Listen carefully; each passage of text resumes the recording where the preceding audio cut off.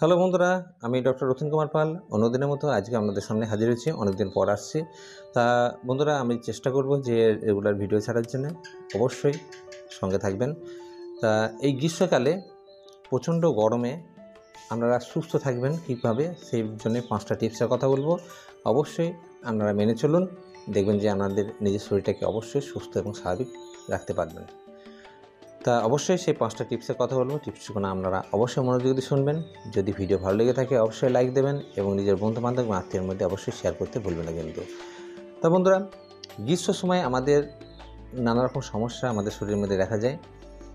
তা সেই সমস্যাগুলোর কথা বলছি, আমি 5টা টিপস দেবো। সেই টিপস যদি আপনারা মেনে চলেন তাহলে দেখবেন যে আপনারা অনেকটাই সুস্থ আছেন।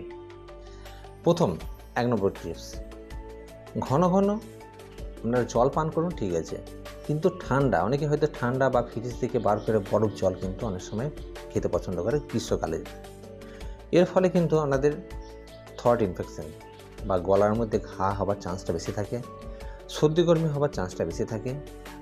এছাড়াও দেখবেন যে এই ঘন ঘন ঠান্ডা জল খেলে কিন্তু স্টমাকের মধ্যে একটা ইরিটেশন তৈরি হয়, বা স্টমাকের মধ্যে যে সূক্ষ্ম সূক্ষ্ম শিরা দিয়ে যে রক্ত সঞ্চালন হয় সেটা কিন্তু কমে যায়। এর ফলে আপনি খাবার দাবার খাবেন, সহজে কিন্তু হজম হবে না। তাই জন্যে আপনারা অবশ্যই ঠান্ডা জল খান, কিন্তু অ্যাডজাস্ট করে খান। অতিরিক্ত ঠান্ডা জল বা বরফ জল না খাওয়াটাই ভালো। 2 নম্বর, গ্রীষ্মকালে অনেক সময় দেখবেন যে শুধু জলই খেয়ে থাকি, খাবার টাবার খাবো না, তাহলে কিন্তু আপনি দিন দিন কিন্তু উইকনেস বা দুর্বলতা হয়ে পড়বেন বা দুর্বল হয়ে পড়বেন। তাই জন্যে আপনাকে অবশ্যই গ্রীষ্মকালে খালি পেটে থাকবে না, বা হয়তো খালি পেটে থাকলে হয়তো ভেতরে পিত্তি জমবে, গা বমি ভাব দেবে, মাথা চক্কর দেবে, হাত পা ঝিনঝিন করবে। তাই খাবার খেতে ইচ্ছা না করলেও কিন্তু খাবার কিন্তু আপনাকে অবশ্যই অল্প পরিমাণে হলেও খেতে হবে। ঠিক টাইমটা কিন্তু আপনাকে অবশ্যই, যে টাইমে আপনি খাওয়া দাওয়া করেন সেই টাইমটা কিন্তু অবশ্যই বজায় রাখতে হবে। 3 নম্বর, এসি থেকে, যাদের হয়তো এসিতে থাকেন, এসি থেকে হঠাৎ কিন্তু বাইরে বের হবেন না। বাইরে এসে হয়তো কাজকর্ম করলেন, এসি থেকে এসে গরম থেকে ঠান্ডাতে হঠাৎ বেরোলে কিন্তু আপনাদের ভাইরাস ইনফেকশন হওয়ার চান্সটা কিন্তু অনেকটাই বেশি থাকে। তাই জন্য অবশ্যই এসি থেকে বাইরে যারা হয়তো বের হবেন, অন্তত 10 মিনিট আগে আপনি এসিটা বন্ধ করে দেন। এর ফলে কিন্তু আপনার অনেকটাই শরীরের ব্যালেন্সটা ঠিক হয়ে তারপর কিন্তু আপনি বাইরে এলে আর কোনো সমস্যা আপনার হবে না। 4 নম্বর, এই যে গ্রীষ্মকালে প্রচণ্ড ঘামের জন্য শরীর থেকে অনেকটাই জল বের হয়ে যায়। অনেকে মনে করেন যে শরীর থেকে জল বের হচ্ছে, এর জন্য প্রচুর পরিমাণে কিন্তু জল পান করেন। যাদের কিডনি সমস্যা আছে, অতিরিক্ত জল পান করলে কিন্তু আপনার সমস্যা আরও বেড়ে যাবে। তাই গ্রীষ্মকালে আপনি যদি, যাদের নর্মাল লোক, যাদের কোনো সমস্যা নেই, তাদের ক্ষেত্রে কিন্তু যদি গ্রীষ্মকালে অতিরিক্ত ঘাম হয়, আপনারা অবশ্যই জল পান করতে পারেন। জলের সঙ্গে আপনারা ওআরএস ব্যবহার করতে পারেন, বা একটু নুন জল বা লবণ জল আপনারা হয়তো ব্যবহার করতে পারেন। যদি আপনার কিডনির কোনো সমস্যা না থাকে, হাই ব্লাড প্রেশারের কোনো সমস্যা না থাকে, আপনারা কিন্তু অবশ্যই পান করতে পারেন।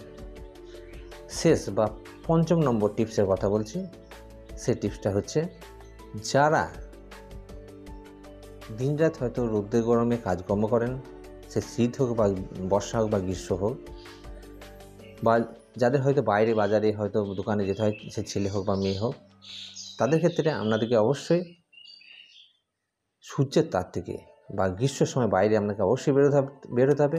তাহলে সূর্যের তাপ থেকে আপনাকে রেহাই পাওয়ার জন্য অবশ্যই, বা গ্রীষ্মকালে আপনার শরীরটাকে ঠিক রাখার জন্য অবশ্যই আপনাকে সানস্ক্রিন ব্যবহার করতে হবে, বা অথবা আপনাকে ছাতা কিন্তু আপনাদেরকে অবশ্যই ব্যবহার করতে হবে। এই 5টা টিপস যদি আপনি মেনে চলেন, তাহলে আপনারা দেখবেন শরীর আগের থেকে সুস্থ এবং স্বাভাবিক আছে। এবং আপনারাই সাথে অবশ্যই মেনে চলতে পারেন, প্রচণ্ড গরমে বা গ্রীষ্মের সময় আপনাদেরকে অতিরিক্ত রিচ বা ফ্যাটযুক্ত খাবার বা চর্বিযুক্ত খাবার না খেয়ে ডাল ভাত, সবজি ভাত আপনারা অবশ্যই খেতে পারেন। সাথে আপনারা অবশ্যই পাতলা ঝোল রান্না করে, মাছের ঝোল ভাত আপনারা অবশ্যই খেতে পারেন।